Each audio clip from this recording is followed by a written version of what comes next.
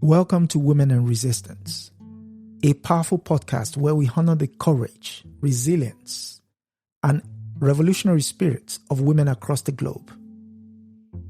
Hosted by Fubara Eneli Esquire and Adesoji Iginla, we uncover untold stories of defiance against systemic oppression, whether colonialism, racism, sexism, or economic injustice. From historic icons like Winnie Mandela and Fannie Lou Hamer to today's trailblazers, we shine a light upon those shaping a more just world. This is a call to honor the past, embrace the present, and build an empowered future. Welcome, and welcome to another episode of Women and Resistance. I am your host, Adesoji Iginla, and with me, Sister Fubara Eneli Esquire, before she goes into character of the lady we're discussing today. Lady is even an understatement, an enigma, as they would say. The enigma we're looking at is Sarraounia Mangou.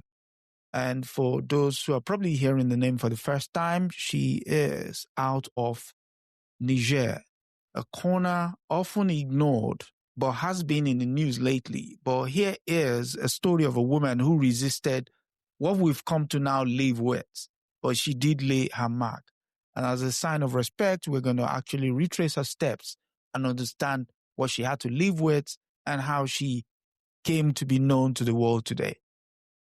Welcome, sister. Thank you. So, for those who have probably come in contact with your name for the very first time, could you give us a short idea of why it is that that's the case? Why is the name Sarraounia Mangou a thing of mystery, not even just across the world, but on the very land where I fought, and some might say never died? It is the same reason why so many of the women you have attempted to talk with and talk about have mostly been written out of the annals of history. It is this violence of forgetting, but it is not a common forgetting. It is not a child forgetting his mother's name or her mother's name. It is a forgetting that was intentional and willful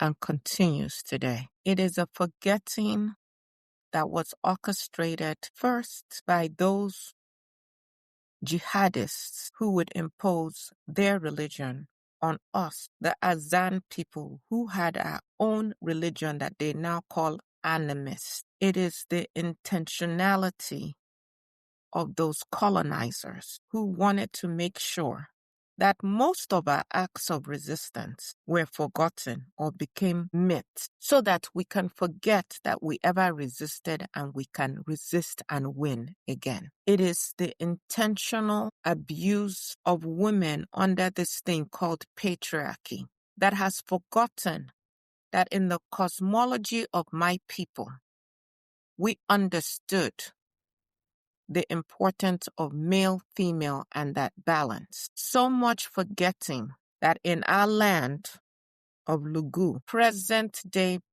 members can only think back to maybe 10 Sarraounias. And I will explain what I mean by that, because I'm not the only one. As I sit and talk with you today, I come not as just one, but as centuries of women who served in this role. All these forces converged to make sure that the role of women as powerful entities with agency in every area of life was wiped out. Sarraounia in the Hausa language can be interpreted as queen or female chief. Again, these are their words. Because female chief, do we say male chief? But in its use, there's really a designation of various more or less functions of female leadership among the Azna of Lugu and Bagagi, and even surrounding Hausa villages and towns of the Maori ethnic groups. Perhaps if you have not been in conversation with them, you might have a conversation with Queen Amina. Zaria. And even Zaria is named after a queen. Yeah. Because before the Islamization of our people, and then you now add these white colonizers, and then you now put on top of it the extent to which you have this Christianity and all of these structures. None of those structures, these foreign structures, recognized the power and the legitimacy of women. But if we go back to our history and pay closer attention, there are still vestiges of it. When you talk with Queen Amina, she fought. She led armies. Yeah. Did she not? She did. She did. That is similar to what the Sarraounia did, even in my area. But we were not just military strategists. We held political office. We were also priests and priestesses. We brought everything together in one leadership head. No division. That name is for a specific woman selected through a specific ritual called tarakama. And when you undergo this ritual, a female leader, again, these they are English words, as though leader is always male.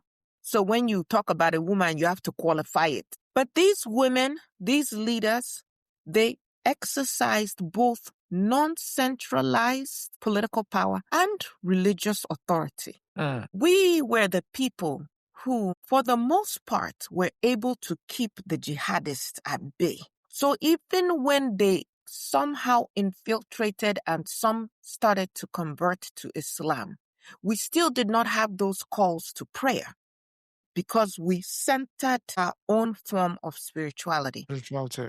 And it was not until the French encroachment that you really begin to see a deeper breakdown. Now, had Islam begun to erode what we had, were there men who were now breaking apart that leadership and now claiming that they had the political leadership and the Sarraounia had just the religious leadership?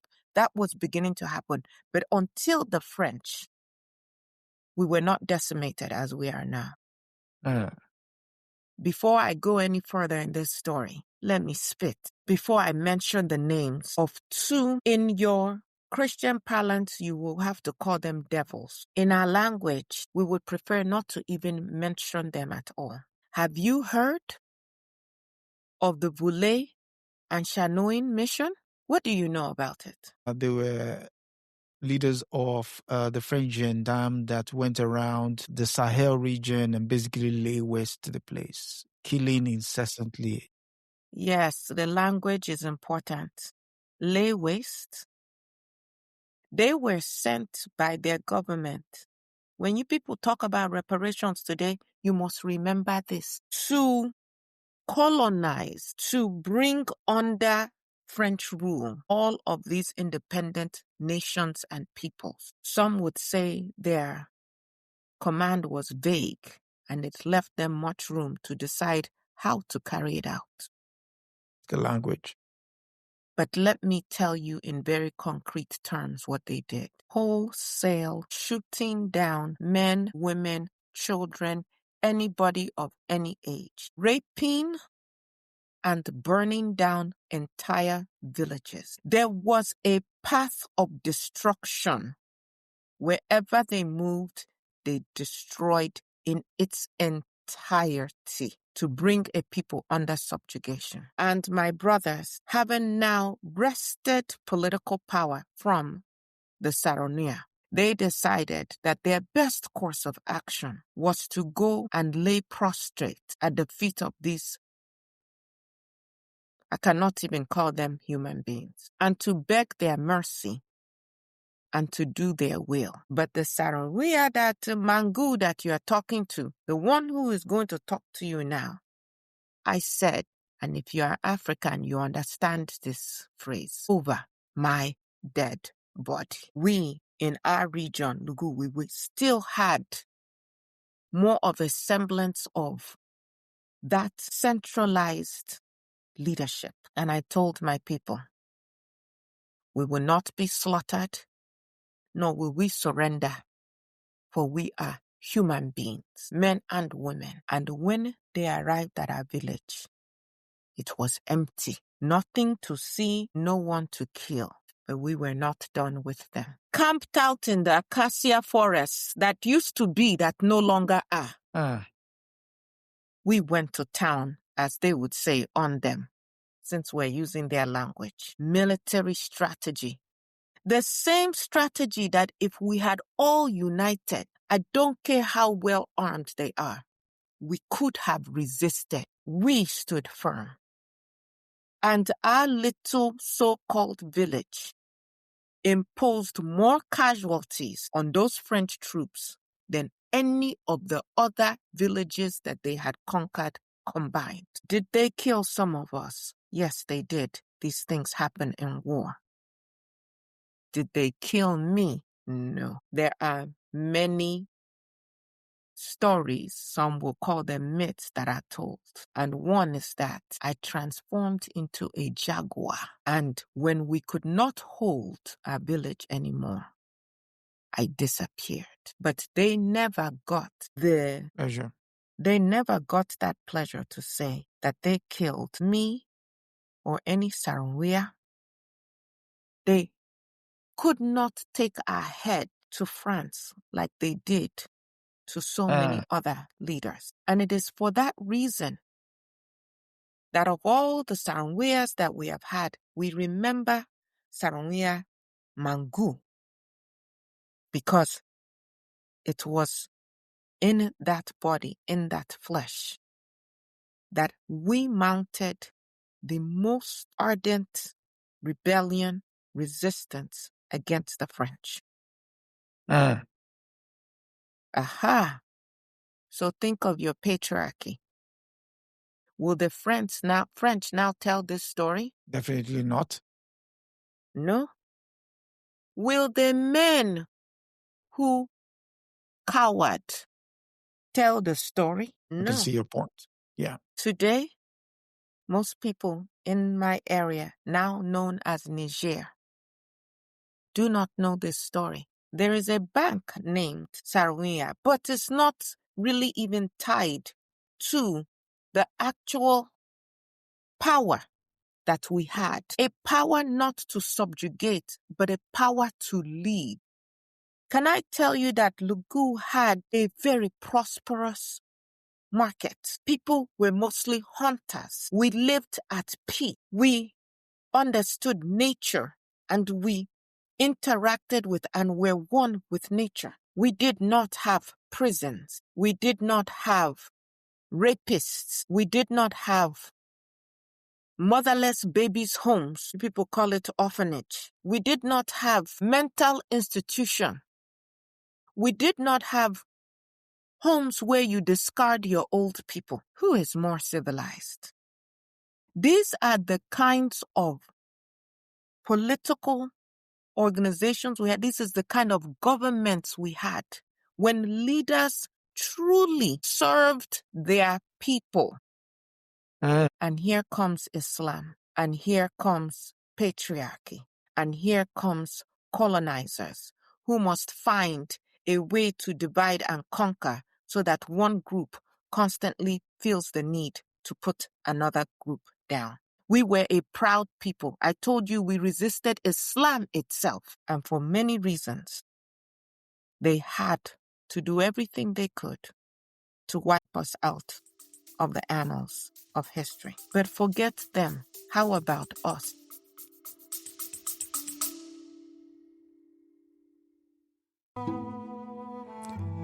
You are listening to Women and Resistance with Aya Fubara Eneli Esquire and Adesoji Iginla, where we honor the voices of women who have shaped history through courage and defiance.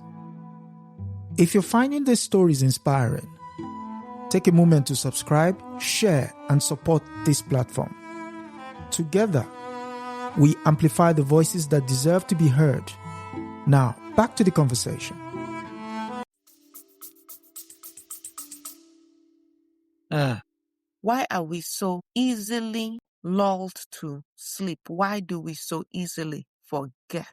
And for those of you to whom I am bringing this to your remembrance today, what now will you do with this information? Do you know now in Niger, one of the quote-unquote poorest nations on earth, despite all of our resources, do you know that women almost cannot be found in the halls of governance? Some of us have even forgotten we have the ability, and we join the men in ensuring the inferiority of women. And yet, in that desert area called the Sahel, we bear the brunt of the failings of Islam, of colonialism, of this patriarchy, of neocolonialism.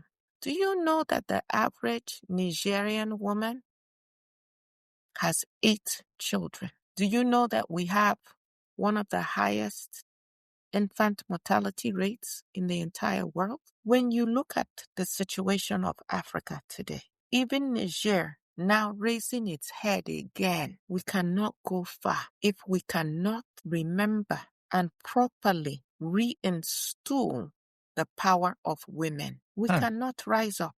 We cannot rise up a divided people. We cannot rise up when so much energy by men is used to restrict and oppress women.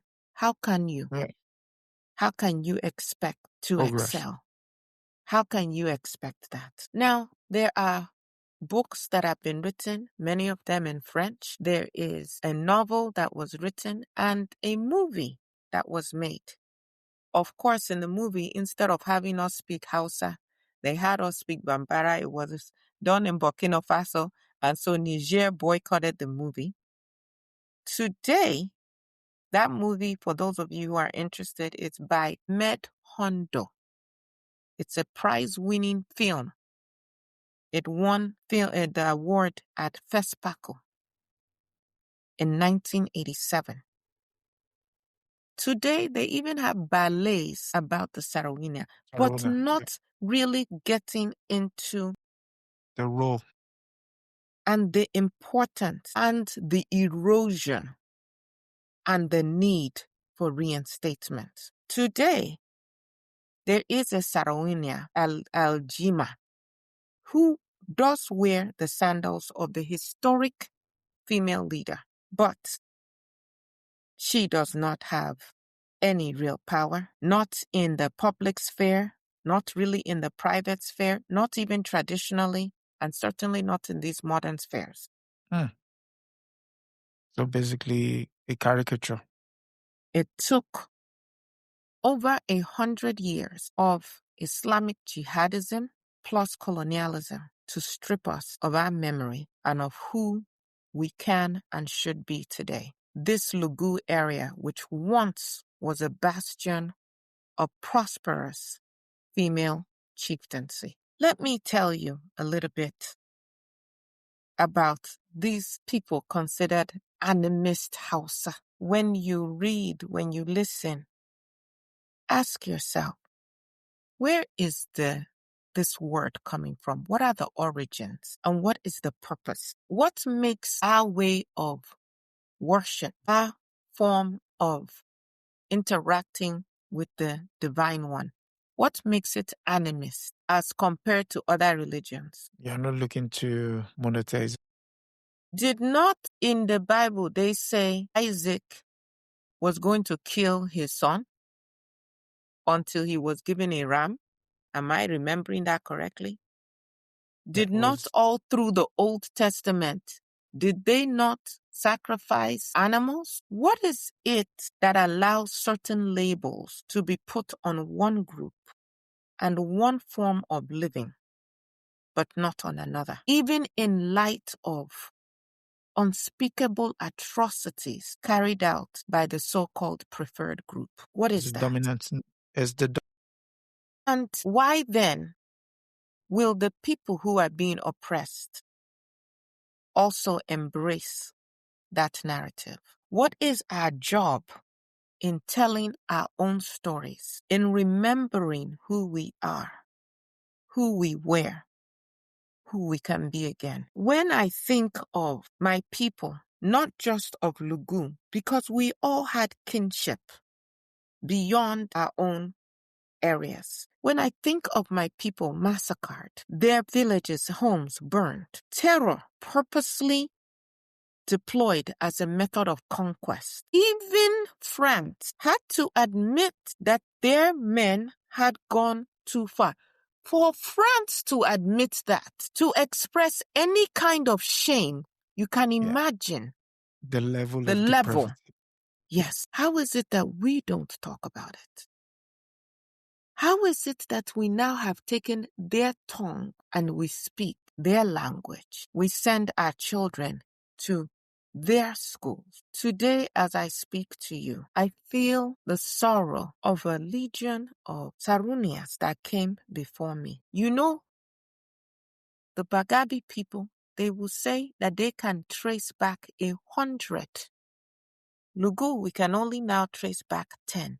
But do you know how many centuries that is? I feel the weight of that sorrow when we look at where our daughters are today, when we look at what our sons have become. Does a child come out of his mother's womb and now kill his mother? Is that not an abomination? Yeah, definitely is. However, or should I say, in addition, I feel a hope rising, that there are some who are choosing not to forget, that there are some who are going back and collecting the stories and writing it down. Since with you people, if it's not written down, it didn't happen. It does not exist. But they are going and talking to those who can still remember, and they are acknowledging and writing down. Voice to ear. Now, when we talk about the role of Sarunia, as myself and all the other ones who came before me, it is important to notice that even as recently as 1963, when the colonizers were still trying to get everybody to acquiesce and do as they wanted them to do, they still came to some of the remaining female leaders to pay and give some gifts and to get their blessings. There was a time that even after men had usurped a role and had taken on the political headship, if you will, where the princesses had the power, they had the role to enthrone or not enthrone Male leader. the male leader. Let me tell you a story of another Sarraounia that existed. She was supposed to be enthroned, but the men were very upset about this possibility. Now, there are different versions of this. Some said she saw it in a spirit. Some said a spy came and told her. But she was told, if you go to the place of enthronement and you sit in the chair upon which now they enthrone you, that chair has been placed over a pit, and once you sit, you shall fall inside the pit. This is what they have planned for you. And some of our oral traditions say that Sarunia looked at it and said, this is not a safe place, and left in the middle of the night with her people. And that is how Lugu was founded. Now, there are other stories that have now surfaced that give more power to men, and something about a woman marrying and then having children and being allowed to be in a certain area. But at all times, you must question the sources, and you must question the reconfiguration of our oral traditions, of our stories, of our narratives, and how they have become more gendered, how there is this gendered ideology to it. Because if women and men, if young boys and girls learn that there was a time when we were all equal and lived harmoniously, if they learn that there was a time when our communities, our societies were matrilineal, then they might become a threat to the current systems. So we must keep people believing a lie. We must particularly keep women believing that it is the will of Allah, the same Allah that gave them an intellect, the same Allah to whom they pray, the same Allah that chose for them to be the ones that carry and birth future generations, that it is the will of that God for them to be completely under the feet and the power of men at all times. Before I go any further, what question do you have for me? Okay, so specifically to the idea of how colonialism has watered down the systems of governorship, could you explain what the day-to-day role of a Sanguina was? This is a very, very important question. Think of any aspect of your society, from first providing spiritual guidance to providing protection spiritually first for your people, to deciding disputes amongst families and other community members, to figuring out how we take care of our environment. We did not hunt for play. We understood that we all shared and lived in this world together. You take what you can eat, but you also replenish. We provided guidance on how we grew our crops. We even, from season to season, with water, because we were not too far from the main source of water. Even that relationship that we have, day to day, we had a relationship with the trees. We understood the importance of their root structure in keeping our land together and keeping us healthy. Now, when I told you about the acacia forest, it does not exist anymore. Human beings who no longer remembered or who were now under this idea of development aided in their own poverty, because without the cover of these trees, without the root system holding our soil together, you see how what they're now calling desertification is just spreading through the Sahel. Yeah. So you ask me, what was our role?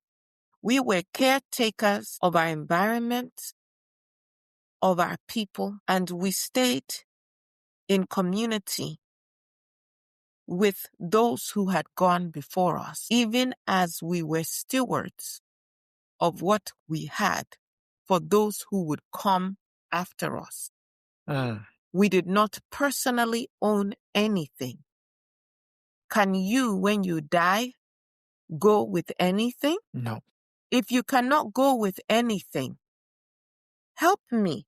This is a serious question I'm posing to you and to your people who are watching. And you said there are people watching. Maybe if they can answer this question. If you cannot take anything when you die, why spend your whole life amassing the thing you cannot take with you?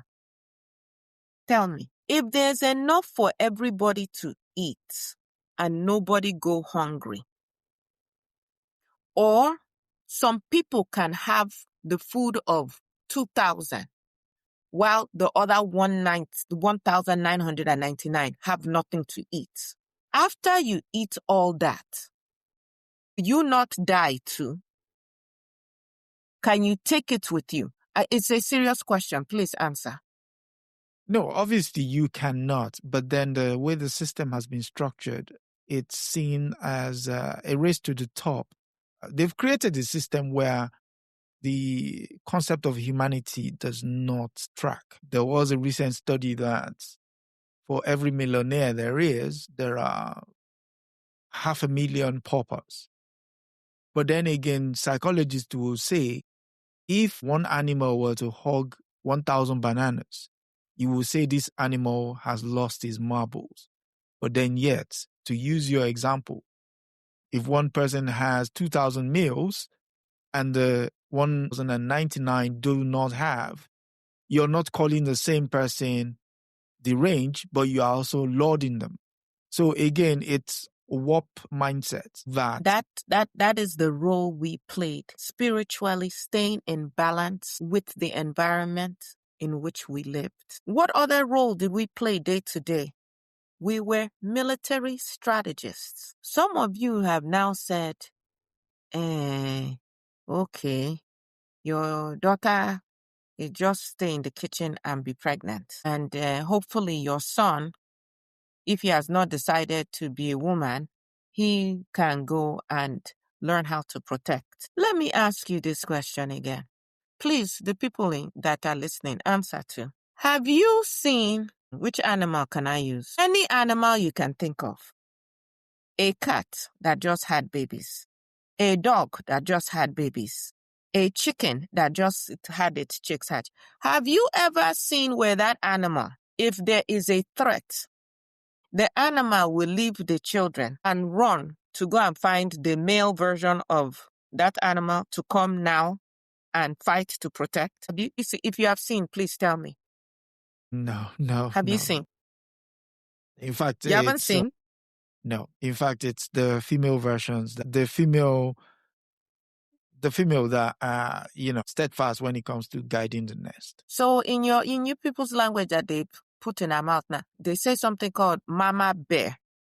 What is the implication of that? When you're a mama bear, you are extra strong, you are extra vigilant, you are taking care of your children. How is it then that we have now decided that women are so weak, they can't do anything? We were military strategists. If the men, not that we couldn't go out hunting, but if the men went hunting and the women and children are in the village, do you not think that the women should know how to protect themselves and their children? Yeah. When the women go to their farms, do you not think that these women know how to protect themselves from wild animals? How is it that with all the education that you people say you have now, very simple things are now so complex? Simple. Have I not asked you some very simple questions now? But when you ask us what was our role, we were the caretakers and we kept the oral traditions alive. We were also the healers. We understood what was in our environment that could hurt us, what was in our environment that could heal us. Everybody had a notion of healing. Now, for the bigger issues, we had bone setters. We had people who could do greater medical, as you will call it now. We call it healing acts. But in every home, they had medicine at the side of their house. You go and take this leaf. You know what the leaf does. And where are you now? You wait for that, what do you people call it? Television, something like that? That box. They put people inside it and you wait for them to tell you what you should know about yourself. You asked what role did we play? We played a role in the proper education day-to-day of our people. Let me tell you about education or the acquisition of knowledge. A person who has gotten to puberty and beyond is a person who knows how to live. That is, they know how to feed themselves. That is, they know how to repair the place where they live. That is, they know how to heal themselves. That is, they know how to commune with their ancestors. That is, they know how to fight and protect themselves when need be. Tell me again, how many of your people are educated? For some of you, you're asking me what our role is. If they close those places where you people go to buy food that you don't know where the food came from, some of you will starve within maybe 3 days. Some of you can be by water. You don't know how to get fish and feed. Some of you don't know how to start fire. A very simple lesson that ancient people knew how to do. Some of you have so many degrees, but if I told you today, here's a bag of money, start a fire. If you don't have your modern tools, you don't know how to live. What form of education is that?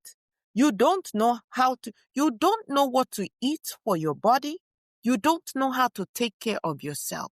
What did we do? We kept our communities healthy and whole, and we taught this information and made sure that it was passed down from generation to generation to generation.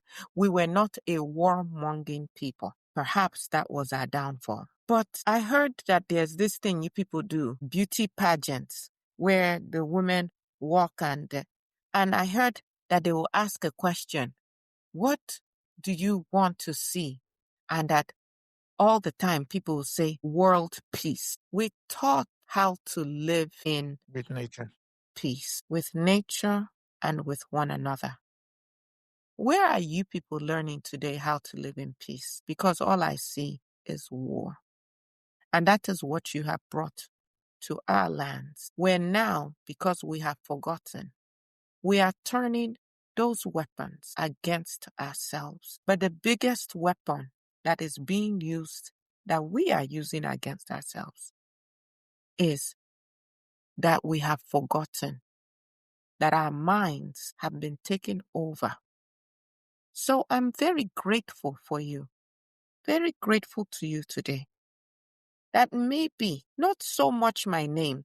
My name matters and it does not matter at the same time, which is why I did not focus on I came from a royal lineage. Every time we want to say is queen and king. If you're going to be a queen or a king, you serve your people. But that is not how you people call it. When you say king or queen, you're looking to sit on a throne and somebody else serve you. And then somebody else wants to be the one who is served. And so this is the power struggle. How many people fight to serve? People fight to lord over other people. They don't fight to serve, do they? No. People say, no, I must wash the plate. No, I must be the one who farms the land. No. Because we have forgotten what it means to lead. So when you say, who were we? Who am we? Speaking quite frankly, we're the embodiment of that thing you would call God on earth. Yes, that is as succinctly as I can put it. Any good that you attribute to God, that is what we embodied in the flesh. And that is why, going back to the beginning of our conversation, why I am not a household name. Why people in Niger today barely know the name. If they know the name, they don't know the significance. That is why you talk to the Hausas, you talk to the Fulanis, we are forgotten. That is why across the continent of Africa, we continue to be at each other's throats, even as others are also killing us. But we can stop it. Today, in my capacity, I say we can stop it. If we remember, and we go back to those ways, little by little, one step at a time, teaching the next, teaching the next, teaching the next. It does not have to be anything grand. Teaching the next, teaching the next. How are you going to show up today? That is the question. One woman that I will encourage you to look into, because she has done some very good research on the essence of me and the lineage of women from whom I come from. Her name is Antoinette Tijani Alu. Look at her work. And then think, where can you do similar work? What stories can you bring forth in your community? Sarunia, is there one in your community, maybe called a different name? What happens if the boys and girls remember? If the boys and girls remember, let me ask you another question. will we still have this thing you people call, which is a very funny term now that I think about it. You people call it domestic violence. As opposed to international violence, I don't know. But will we have the thing we call domestic violence if men and women remembered that we need that twinness, that we need that equality, that we need that unity? Would there be a need for one to oppress another if we remembered?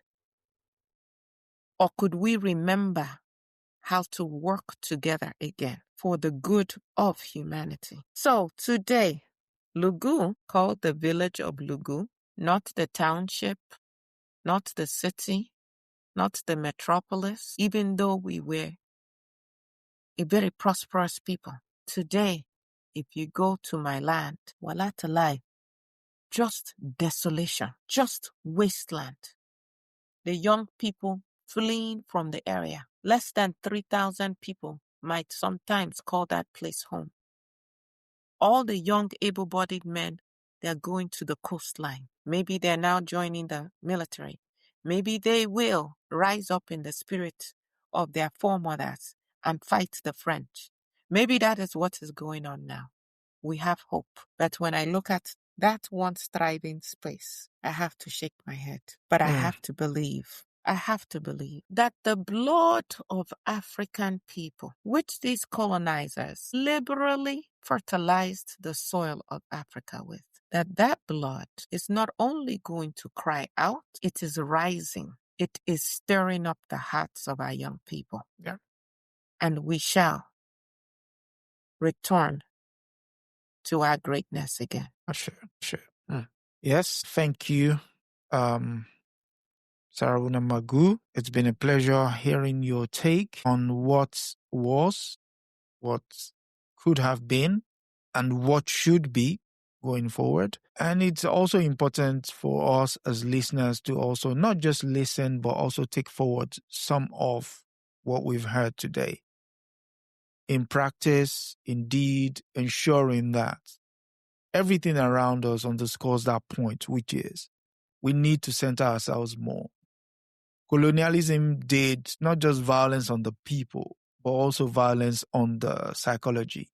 Because once a people's mind has been captured, you need not fight for it. They will do the fighting themselves, which is where you said we've now turned the guns on ourselves. It's because colonialism has done us a number and we're captured. And a captured mind is as good as a pliant mind.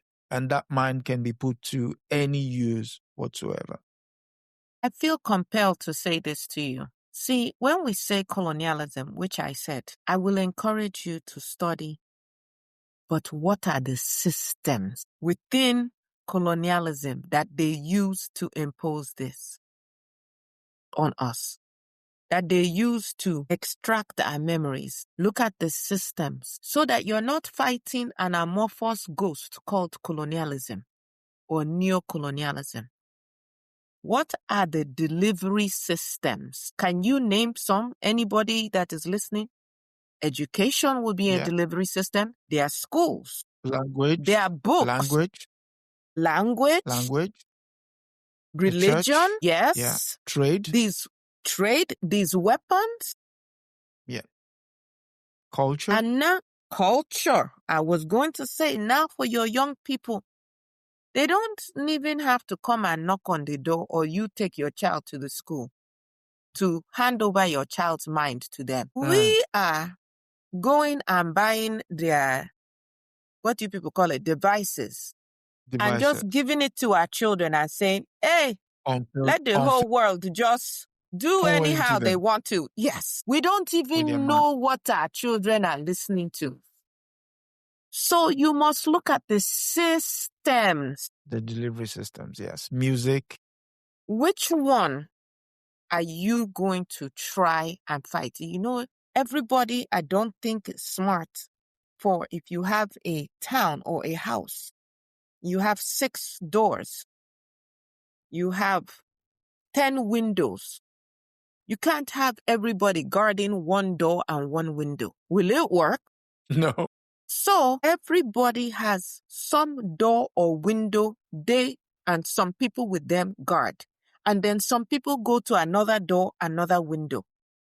So some of you might say, my own is this education system. Some of you may say, we must make music that feeds our spirit and helps us remember. Some of you might say, we must make fashion, the clothes we wear, that helps us remember who we are and what we're about. And even what we're wearing. If you kill all the animals to wear fur, then what? What will you eat? Right? Some of you might say, my area is agriculture. Yeah, food. Some of you will say, my area is reclaiming our spirituality. Some of you, your area might be philosophy.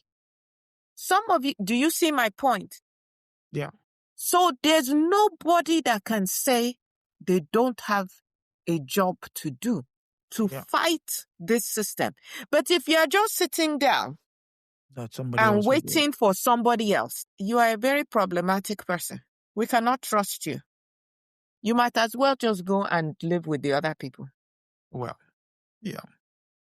Which underscores the point that if you're not part of the solution, you're part of the problem. So thank you again. Thank you again. No, thank you for coming through. And so with that, we've come to the end of this week's episode of Women and Resistance. Next week, we'll be looking at Ernesta Prokop. And again, so we continue to highlight this Women of Resistance. And for everyone in the chat, I doff my hat to you. Thank you for coming through. Thank you for supporting. Your coming through has been invaluable to helping keeping this alive.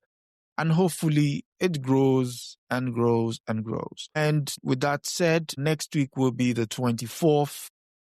I'm sure some people will be wrapping their presents. So while you're doing that, you can also listen and watch Women in Resistance. And also the next week, the 20th, will be Boxing Day African News Review. Will still go ahead, which happens to be my birthday, but no presents, please.